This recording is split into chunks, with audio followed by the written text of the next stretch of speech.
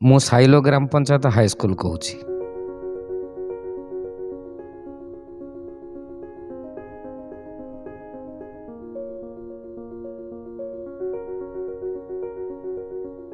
ମୋର ନାଁ ବୁଡ଼ି ଯାଇଛି, ମୋର ପରିଚୟ ହଜିଯାଇଛି।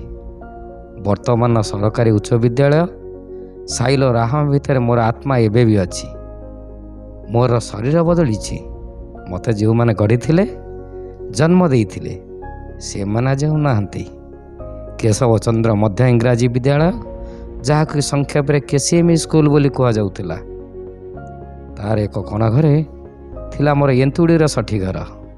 ସେଇଠି ମୋର ଜନ୍ମ ହୋଇଥିଲା 1964 ମସିହା ଜୁଲାଇ ମାସ 7 ତାରିଖରେ। ସେତେବେଳେ ପାଖ ଆଖରେ ହାଇସ୍କୁଲ ନଥିଲା। ଉଚ୍ଚ ଶିକ୍ଷାର ପ୍ରସାର ପାଇଁ ଏହି ଅଞ୍ଚଳର ବହୁ ବିଶିଷ୍ଟ ବ୍ୟକ୍ତିଙ୍କର ଚିନ୍ତା ଓ ଭାବନାକୁ ମୋର ଭ୍ରୂଣ ଅଙ୍କୁରିତ ହୋଇଥିଲା। 58 ବର୍ଷ ଭିତରେ ଅନେକ ଝଡ଼ଝଞ୍ଝା ଆସିଛି। ସବୁଠୁ ଦୁଃଖ 1999 ମସିହାର ମହାବାତ୍ୟା। ମୁଁ ଯେତେବେଳେ ଅଣ୍ଟା ସଳଖି ଛିଡ଼ା ହେଉଥିଲି, ସେତେବେଳେ ମହାବାତ୍ୟାଟି ମୋ ଅଣ୍ଟା ଭାଙ୍ଗିଦେଲା। ସାଇଲୋର ଅଧିବାସୀମାନେ ମୋତେ ମୋ ଅଣ୍ଟା ସଳଖି ଛିଡ଼ା ହେବା ପାଇଁ ବହୁତ ଚେଷ୍ଟା କଲେ, ସାହସ ମଧ୍ୟ ଦେଲେ। ତାଙ୍କ ସାହସ ଓ ଚେଷ୍ଟାକୁ ଦେଖି ମୁଁ ମଧ୍ୟ ରହିପାରିଲିନି। ଦେଖୁନାହାନ୍ତି ଆଜି ମୋ ପରିଚୟ କ'ଣ ଆଉ ମୋ ସୌନ୍ଦର୍ଯ୍ୟ କ'ଣ? ସତରେ କୁହନ୍ତୁ ଦେଖି, ମୁଁ 50 ବର୍ଷରେ କ'ଣ ସତରେ ବୁଢ଼ା ହେଇଛି ନା ସେମିତି ଯୁବକ ହେଇ ଛିଡ଼ା ହେଇଛି? ତାହା ଆଜି ଆପଣ ଅନୁମାନ କରିପାରୁଥିବେ। ସେଇଥିପାଇଁ ପୁରା ଆଜି ମୁଁ ସୁବର୍ଣ୍ଣ ଜୟନ୍ତୀ ପାଳୁଛି। ଶ୍ରୀ ବୀରବର ଲେଙ୍କା, ଡାକ୍ତର କୁଳମଣି ପଟ୍ଟନାୟକ, ବାଲୁକେଶ୍ୱର ଚୌଧୁରୀ, ଦିବ୍ୟସିଂହ ବୈଶାଖ, ଶ୍ରୀକୃଷ୍ଣଚନ୍ଦ୍ର ଲେଖା, ଦିବାକର ମହାନ୍ତି, ନିତ୍ୟାନନ୍ଦ ଲେଙ୍କା ଆଦି ଅନେକ ଲୋକ ପ୍ରଥମେ ଅଣ୍ଟା ଭିଡ଼ିଥିଲେ ମୋର ପ୍ରତିଷ୍ଠା ଓ ପରିଚୟ ପାଇଁ। ମୁଁ ଯଦି ସେହି ଅନେକଙ୍କ ନାଁ ଏବେ ବି କହି ବସିବି, ତେବେ ତାହା ଏକ ପୁରାଣ ପାଲଟିବ।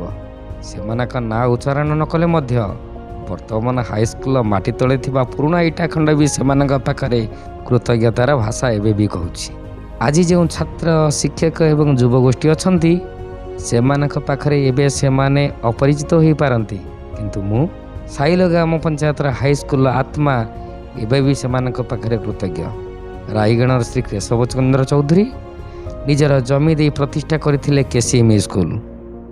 ସାଇଲୋର ସ୍ୱର୍ଗତ ବାଉରୀବନ୍ଧୁ ଦାସ ନିଜ ଜମି ଦେଇଥିଲେ ସ୍କୁଲ ଘର ତିଆରି ହେବା ପାଇଁ। ସରକାରୀକରଣ ପରେ କେସିଏମି ସ୍କୁଲ ଓ ସାଇଲୋ ଗ୍ରାମ ପଞ୍ଚାୟତ ହାଇସ୍କୁଲ ନାଁ ନିଶ୍ଚିହ୍ନ ହେବା ସହିତ ସ୍ୱର୍ଗତ ବାଉରୀବନ୍ଧୁ ଦାସ ଏବଂ ସ୍ୱର୍ଗତ କେଶବ ଚୌଧୁରୀଙ୍କ ଅବଦାନ ମଧ୍ୟ ସରକାରୀକରଣର ନଥି ତଳେ ଲୁଚିଗଲା।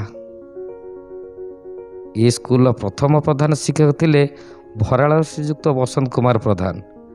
ଆମ ଅଞ୍ଚଳର ପ୍ରଥମେ ପଢ଼ୁଆ ଯୁବକ। ଚାହିଁଥିଲେ ସେ ଅଧ୍ୟାପକ ଚାକିରି କରିପାରିଥାନ୍ତେ ବା କୌଣସି ପ୍ରଶାସନିକ ଅଧିକାରୀ ହୋଇପାରିଥାନ୍ତେ, କିନ୍ତୁ ସେ ଏ ହାଇସ୍କୁଲର ଦାୟିତ୍ୱ ନେଲେ ପ୍ରଧାନ ଶିକ୍ଷକ ଭାବେ। ବାଉରୀବନ୍ଧୁ ଦାସଙ୍କ ପୁଅ ଶ୍ରୀ ପଞ୍ଚାନନ ଦାସ ମଧ୍ୟ ଅନ୍ୟ ଚାକିରି ନ ପଶି ଶିକ୍ଷକତା କଲେ। ଶ୍ରୀ ସୁରେନ୍ଦ୍ର ସ୍ୱାଇଁ, ଶ୍ରୀ ଶ୍ରୀପତି ଆଚାର୍ଯ୍ୟ, ଗନ୍ଧର୍ପଚରଣ ବିଶ୍ୱାଳ, ସୁଦର୍ଶନ ଦେବତା ଏମିତି ଅନେକ ଶିକ୍ଷକ ଶିକ୍ଷୟିତ୍ରୀ ହାତରୁ ଖାଇ ବର୍ଷ ବର୍ଷ ଧରି ସ୍କୁଲର ଶିକ୍ଷକ ଭାବେ ଶିକ୍ଷାଦାନ କରିଚାଲିଲେ।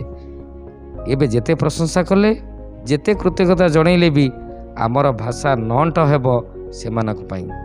ପ୍ରଥମ କନ୍ଦମୂଳ ପଡ଼ିଆରେ ଥିବା ଏକ ପ୍ରାଇମେରୀ ସ୍କୁଲରେ ଗୋଟିଏ ଘରେ ଆରମ୍ଭ ହୋଇଥିଲା କେସିଏମି ସ୍କୁଲ। କେସିଏମି ସ୍କୁଲର ଗୋଟିଏ ଘରେ ଆରମ୍ଭ ହୋଇଥିଲା ସାଇଲୋ ଗ୍ରାମ ପଞ୍ଚାୟତ ହାଇସ୍କୁଲ। ସାଇଲୋ ଗ୍ରାମ ପଞ୍ଚାୟତ ହାଇସ୍କୁଲର ଗୋଟିଏ ଘରେ ଆରମ୍ଭ ହୋଇଥିଲା ଆଜିର ସାରଳା ମହାବିଦ୍ୟାଳୟ। ଶିକ୍ଷାର ଚକ ଆମ ଏ ଅଞ୍ଚଳରେ, ଏଇ ମାଟିରେ ଆଗକୁ ଆଗକୁ ଗଡ଼ୁଛି, କିନ୍ତୁ ସେଇ ଚକ ତଳେ ଯେଉଁମାନେ ନିଜର ଶ୍ରମ, ଧନ, ସମୟ ଦେଇ ମୂଳ ଅନୁଷ୍ଠାନ ଗଢ଼ିଥିଲେ, ସେଇମାନଙ୍କ ଉଦ୍ଦେଶ୍ୟରେ କୃତଜ୍ଞତାର ଆଞ୍ଜୁଳି ଟେକିବା ପାଇଁ ଆଜିର ସୁବର୍ଣ୍ଣ ଜୟନ୍ତୀ ସମାରୋହ। ଏ ସ୍ୱାର୍ଥପର ଦୁନିଆରେ ପୁଅ ଝିଅ ବାପା ମାଆକୁ ପଚାରୁନଥିବା ବେଳେ କାହିଁ କେତେ ଦିନ ମୋ ଏ ସ୍କୁଲରେ ପାଠ ପଢ଼ିଥିବା ଛାତ୍ରଛାତ୍ରୀମାନେ କିଏ ଡାକ୍ତର, ଇଞ୍ଜିନିୟର, ବୈଜ୍ଞାନିକ, ଶିକ୍ଷକ, କାରିଗର ହେଇଛନ୍ତି, କିଏ ଆମେରିକାରେ ରହୁଛି, କିଏ ଫ୍ରାନ୍ସରେ ରହୁଛି, କିଏ ଗାଁରେ ବୁଲୁଛି। ତଥାପି ଆଜି ସେ ମୋତେ 50 ବର୍ଷରେ ମୋ ଜନ୍ମଦିନ ପାଳିବା ପାଇଁ ଆଗ ଭରାଇ ଆସିଛି। ସତରେ ମୁଁ କେତେ ଭାଗ୍ୟବାନ, ସତରେ ମୋ ପିଲାମାନେ କେତେ ମହାନ।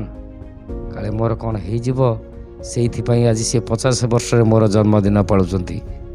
ମୁଁ ତାଙ୍କ ପାଖରେ ମଧ୍ୟ ସାରା ଜୀବନ କୃତଜ୍ଞ ହିଁ ରହିବି, ସାରା ଜୀବନ କୃତଜ୍ଞ ହିଁ ରହିବି।